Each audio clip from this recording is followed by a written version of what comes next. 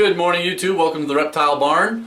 I just had a customer ask us about our breedings this season, so I figured I'd shoot a quick video and walk you through what we're doing and who we're putting with who and all that stuff. I know that Liz talked a little bit about a couple of them, so I figured I'd just talk about some of the pairings we're doing and our method for breeding.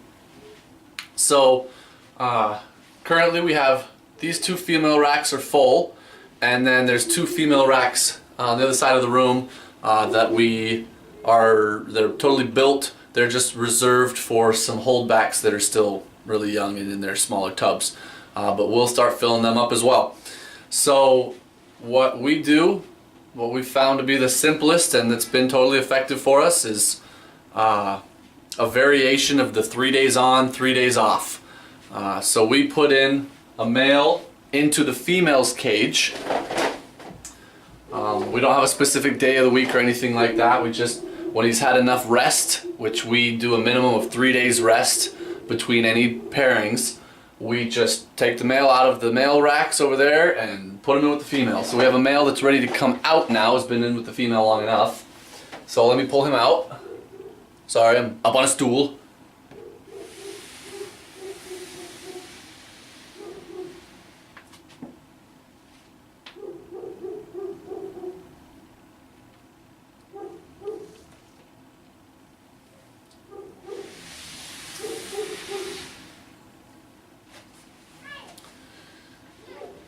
This is Charmander. He's our ultramel male that we picked up a couple years ago from Garrett DeMeyer, Royal Constrictor Designs, and he was just in with a female pied. So this is a little chart to show the breedings, and we just started, so you can see there he went in on 12-5. If you can see, my handwriting is not the best, but so we have a little card on the side of the cage, just kind of like a feeding card, but this is for breedings, that we mark when the male went in, and if they locked up and we visually confirmed that they locked up, we draw a little asterisk next to the date. And other than that, that's all we do. And then either as soon as they locked up and the lockup is finished, so they're done breeding, even if it's only been 1 day, we take the male out and he starts his rest. We don't leave him in there to lock up again, which some people do, but we don't. If they lock up, we wait till they're done and then we take them out. If we don't see them lock up, we leave them in for generally 2 days, occasionally 3 days if they're showing some good signs, but usually just 2 days. If we don't see them lock up, we take him out and put him back in his cage. And we take them out, you know, they get them some rest, and we try and feed them, and our males will eat through most of the breeding season. So do our females. By the end, many, if not most of them, have gone off feed, but for most of the breeding season, our animals tend to stay on feed. I don't know why.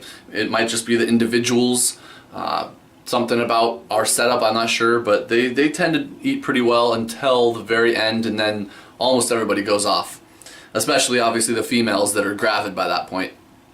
So I'm going to go put him back in his cage real quick.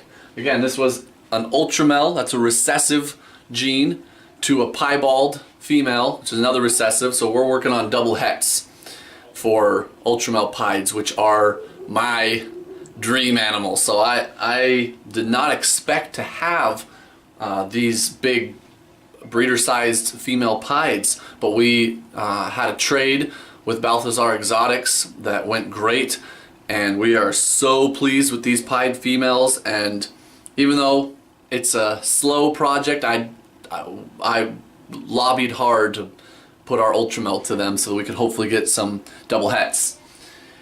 So I'll go put him away real quick, and this is his tag. So every time we move a snake, we move their tag. So their tag is in, or is attached to the cage that the animal is actually in. His feed card in his tank actually has his name on it, so we know which cage to put him back into, but we never move a snake without moving their tag.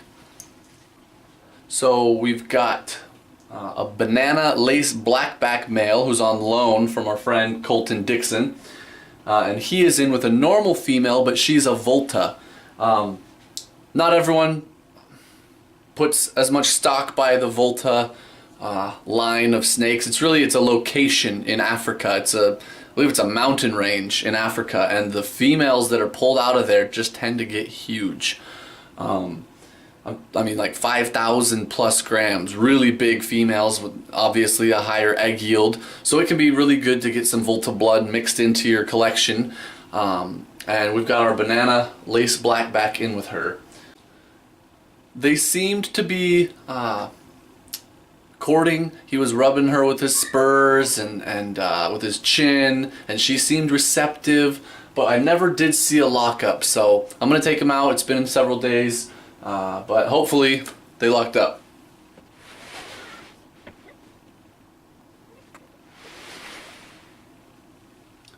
Would you believe that he's got his tail wrapped around hers right now? It's not a full lock yet, but it looks like he is nearly in position. So I'm going to leave him.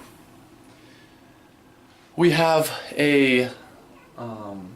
our Mystic Potion, Gandalf, is in with another normal to create more Mystics and Mojaves.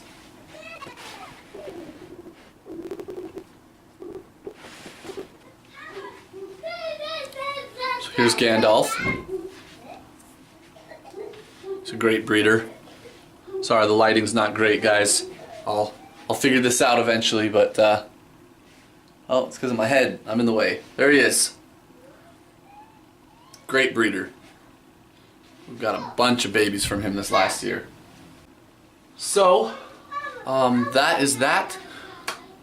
We have 6 males in the rotation this year. We've got a Mystic Potion, an Ultramel, a Desert Ghost, a Spider Desert Ghost, the Banana Lace Blackback, who's on loan from our friend, and a Pastel of his.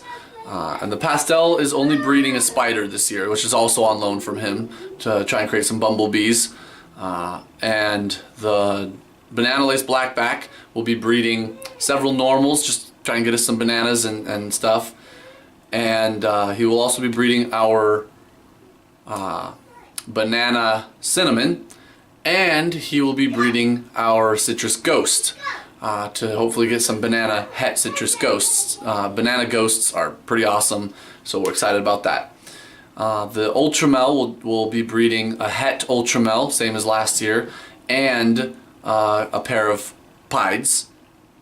The Desert Ghost and the Spider Desert Ghost will kind of use both of them in that breeding group. They'll be breeding the Spider Het Desert Ghosts that we have, and a Cinnamon female to create some Cinnamon Het Desert Ghosts, or even Cinnamon Spider Het Desert Ghosts. And that is most of our breedings for this season. Next year we will have a bunch of holdbacks from last year up to size, and we will greatly expand our projects. The only other thing we might get into this year, we have a male lavender albino who's about at 400 grams. If he puts on a little bit more weight, we'll probably throw him into the rotation with our Het lavender albino female. He's a little small right now, but he's eating like a champion and he's putting on weight really well. Not that, you know, a young small male will be fertile every time, but with only one female, and we'll be real cautious with him. There's no real risk to him. And if he, at his size, if he were to go off feed early, we'd probably just pull him. It's not vital that we get that, but we might as well utilize that female if we can. So yeah, that's what we're looking at. So we're hopefully gonna have some more Mystic Potions, Super Mojaves, and just single gene Mystics, Mojaves, Desert Ghosts, Spider Desert Ghosts, some Het stuff, Cinnamon Het Desert Ghosts, some double Het Ultra Pieds, and a bunch of bananas. We're putting that male to a bunch of girls. We could get some super bananas. We could get some super banana cinnamons, and lace blackback as well, which some call green pastel. It's a subtle gene, but it mixed. You know what? I'm gonna. Oh no, he was the one with the Volta girl that they look like they might be about to lock up. So I'm gonna leave him, but I'll show him off soon. He is awesome. So that's where we're at. I hope you enjoyed it. I will show you some more snakes soon. I think in one of the upcoming videos we're going to show off some of the babies that are for sale. Many of them have already sold. I should have done that video earlier, but we've still got some cool ones left. They're all cool. We love every single one of them.